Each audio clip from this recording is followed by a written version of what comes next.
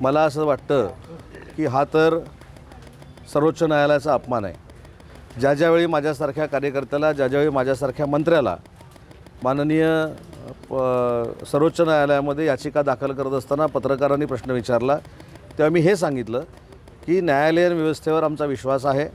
आम्ही आमच्या सगळ्या गोष्टी, सगळ्या ज्या काही कागदपत्रं आहेत ते आमच्या वकिलांमार्फत युक्तिवादामध्ये मांडू आणि आम्हाला खात्री आहे की आम्हाला योग्य तो न्याय मिळेल.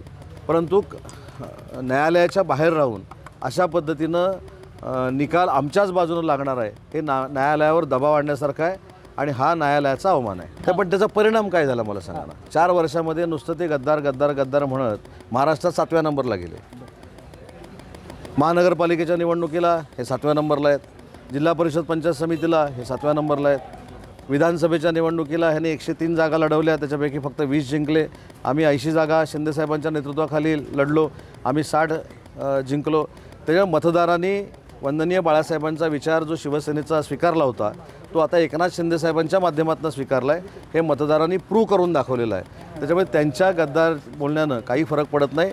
त्यांनी खरी गद्दारी 2019ला महाराष्ट्राच्या जनतेनं जे मतदान केलं होतं त्याच्या विरोधामध्ये केलेली होती आणि ते काँग्रेसच्या मांडीवर जाऊन बसले होते. त्याच्यामुळे खरे गद्दार ते आहेत, आम्ही नाही.